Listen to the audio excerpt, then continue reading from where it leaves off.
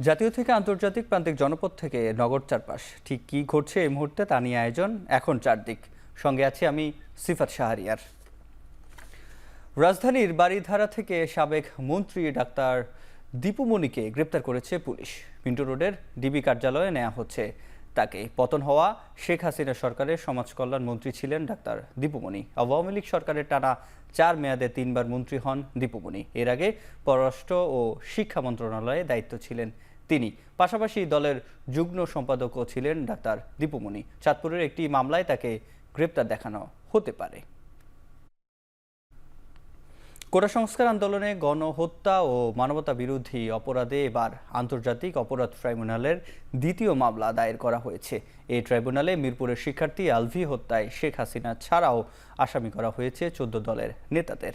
সোমবার ধানমন্ডির আন্তর্জাতিক অপরাধ ট্রাইব্যুনালে তদন্ত সংস্থা কার্যালয়ে এই অভিযোগ করা হয়। ছাত্র জনতার উপর গণহত্যা ও মানবতা বিরোধী অপরাধের অভিযোগে আন্তর্জাতিক অপরাধ ট্রাইব্যুনালে এই মামলা করেন আলভির বাবা। সাবেক প্রধানমন্ত্রী শেখ হাসিনা ছাড়াও প্রথমবারের মতো আসামি করা হয়েছে 14 দলের নেতা রাশেদ খান মেনন, হাসানুল হক ইনু, আনোয়ার হোসেন মঞ্জু সহ 28 জনের নাম উল্লেখ সহ অজ্ঞাত 500 জন।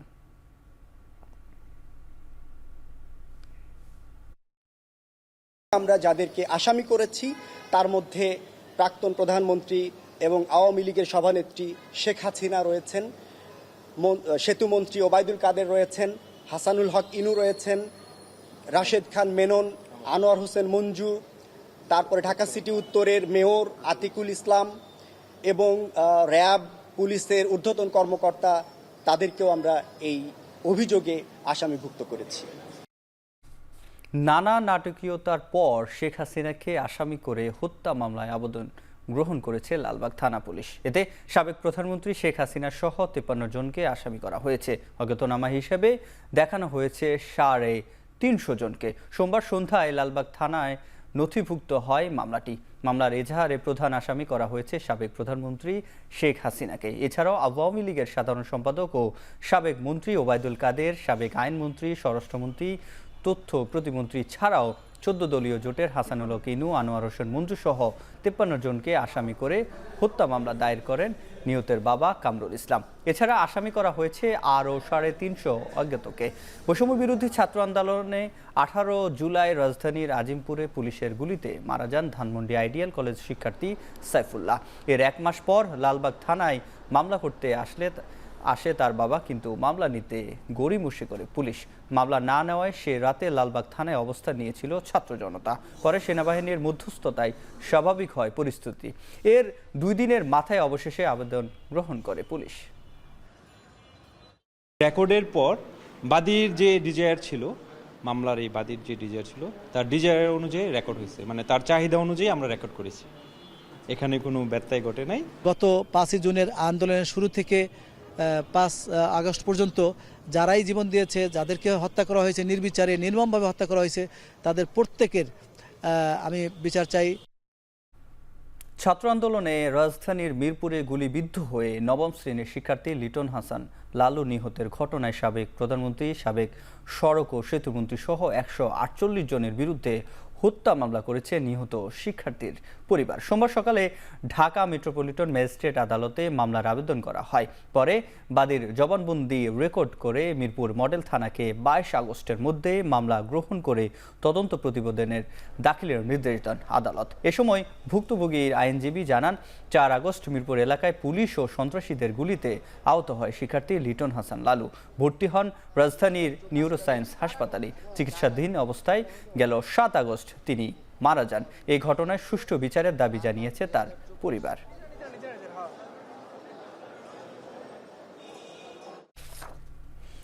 13 বছর আগের ঘটনায় হত্যা চেষ্টার অভিযোগে ডিএমপির সাবেক গোয়েন্দা প্রধান হারুন রশিদ ও পুলিশ কর্মকর্তা বিপ্লব কুমার সরকারের বিরুদ্ধে মামলা করেছেন বিএনপির নেতা জয়নুল আবদিন ফারুক।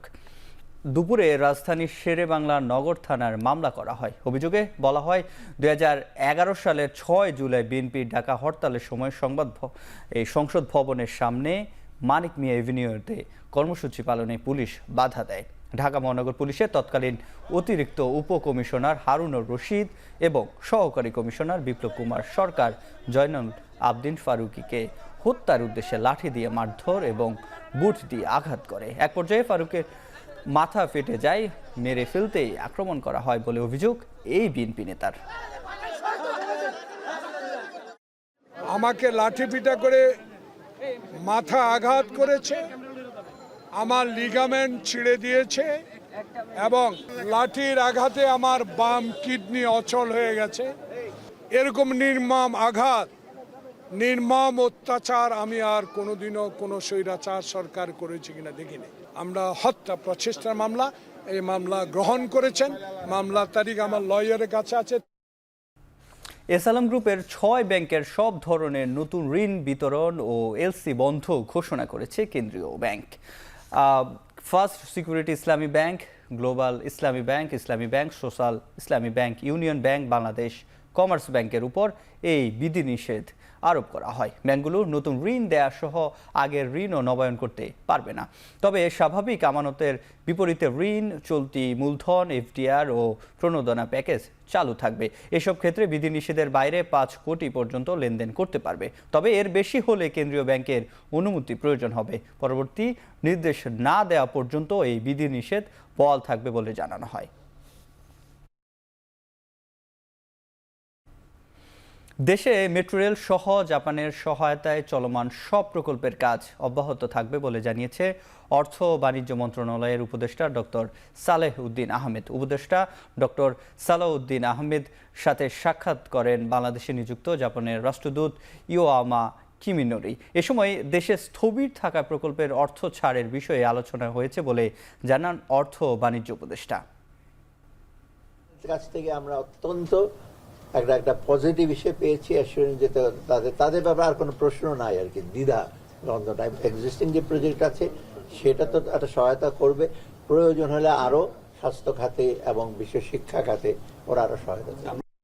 আওয়ামী লীগ সরকারের পতন থেকে সবাইকে শিক্ষা নেওয়ার কথা বলেন জামাত ইসলামীর আমির ডক্টর শফিকুর রহমান। জাতীয় অর্থোপেডিক হাসপাতালের বৈষম্য বিরোধী ছাত্র আন্দোলনে আহতদের খোঁজ নেওয়া শেষে আরও বলেন, আগামীতে যারা দেশ পরিচালনায় আসবেন তারা যেন জালিমের ভূমিকায় অবতীর্ণ না হয়। রাজনৈতিক পরিবর্তন যেন মানুষের স্বস্তি এনে দেয়, দেশ ও দেশের বাহিরে বাংলাদেশিরা যেন গৌরব বয়ে আনে। এছাড়াও রোগীদের সেবাদান করায় চিকিৎসক ও হাসপাতাল কর্তৃপক্ষকে ধন্যবাদ জানানোর পাশাপাশি আন্দোলনে আহতদের অর্থ সহায়তা প্রদান করে দলটির আমির।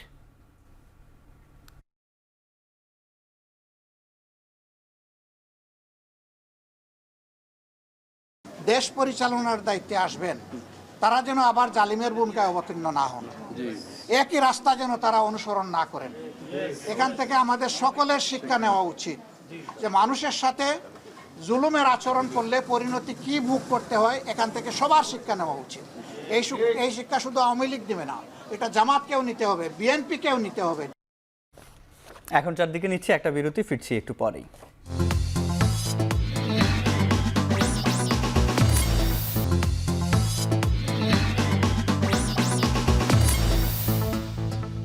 বিরতির পর ফিরে এলাম। আপনারা দেখছেন এখন চারদিক। বিভিন্ন বৈষম্য দূর করার দাবিতে মানববন্ধন করেছে কেবল অপারেটর্স অ্যাসোসিয়েশন অব বাংলাদেশ কোয়াব। রাজধানীর আগারগাঁওয়ে বাংলাদেশ টেলিযোগাযোগ নিয়ন্ত্রণ কমিশনের সামনে অনুষ্ঠিত মানববন্ধন থেকে টেলিযোগাযোগ নিয়ন্ত্রণ কমিশনের জারি করা বাংলাদেশ ইন্টারনেট সেবা প্রদানকারীদের জন্য রেগুলেটরি এবং লাইসেন্সিং গাইডলাইনের বৈষম্য বিরোধী আইন 7-6 ধারা বাতিল, ওটিটি কিংবা আইপিটিভিতে চ্যানেল সম্প্রচার বন্ধ সহ বিভিন্ন বৈষম্য দূর করার দাবি জানানো হয়।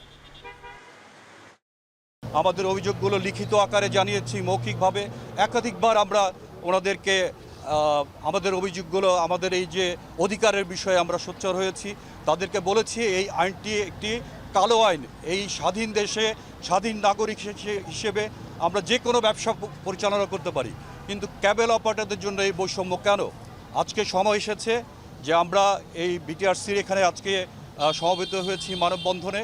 আমরা আপনাদের মাধ্যমে সরকারের কাছে অনতিবিলম্বে এই 7-এর যে 6 ধারাটি আছে এটা বাতিল চাই। বিগত দিনে বৈষম্যের শিকার হয়েছি, বিভিন্ন কালো আইন করে আইনের মাধ্যমে আমার সকল প্রকার সক্ষমতা এবং আমার অবকাঠামো তৈরি থাকা সত্ত্বেও আমাদেরকে বিটিআরসি থেকে আইএসপি লাইসেন্স দেওয়ার ব্যাপারে বিধিনিষেধ জারি করা হয়েছে এবং আমরা যারা লাইসেন্স নিয়ে ব্যবসা করছি তাদেরকেও যেন আমরা ব্যবসা করতে না পারি সেই ব্যাপারে বিভিন্ন সময়ে আমাদেরকে জরিমানা করা হয়েছে, আমাদের ব্যবসা বন্ধ করে দেওয়া হয়েছে।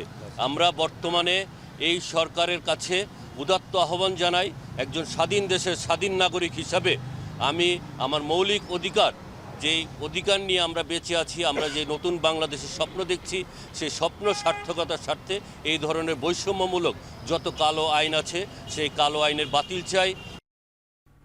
দুর্নীতিবাজ সকল কর্মকর্তার অপসারণ, বেতন বৈষম্য নিরসন ও চাকরি রাজস্বকরণের দাবিতে রাজধানীর শাহবাগে অবস্থান কর্মসূচি পালন করেছে সারা দেশের কমিউনিটি হেলথ প্রোভাইডাররা। সোমবার সকাল থেকে বৃষ্টি উপেক্ষা করে শাহবাগে অবস্থান কর্মসূচি পালন করে কমিউনিটি ক্লিনিকের কর্মীরা। সারা দেশে কমিউনিটি ক্লিনিকে কর্মরত 14,000 কমিউনিটি হেলথ প্রোভাইডারদের রাজস্ব খাতে অন্তর্ভুক্তিকরণের 12তম গ্রেডে উন্নতি করার দাবি জানানো হয়। এছাড়া 2011 সালে চাকরির শুরু থেকে ইনক্রিমেন্ট প্রদানের দাবি জানান তারা। এ সময় তারা দুর্নীতিবাজ কর্মকর্তার অপসারণ এবং বিচারের দাবি তোলেন। বাংলাদেশ সিএসসিপি অ্যাসোসিয়েশনের সভাপতি জানান, দাবি মেনে না হওয়া পর্যন্ত তাদের এই অবস্থান কর্মসূচি চলবে। এখন চারদিকে নিচ্ছি আরেকটা বিরতি, ফিরছি একটু পরে।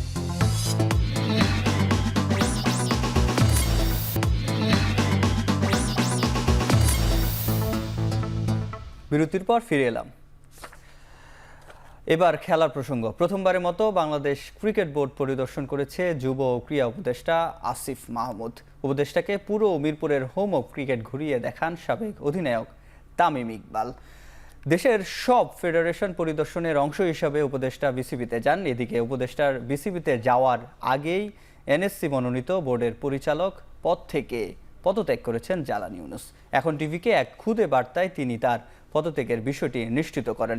তবে এনএসসি থেকে মনোনীত আরেক পরিচালক আহমেদ সাজ্জাদুল আলম এখনও নিজ পদে বহাল আছেন। সম্প্রতি দেশের পরিবর্তনের হাওয়ায় বিসিবি প্রধান নাজমুল হাসানের পদত্যাগের দাবি উঠলেও তার বিষয়ে কিছুই বলতে পারেননি বিসিবি সিইও নিজামুদ্দিন। শেষ করছি এখন চারদিক।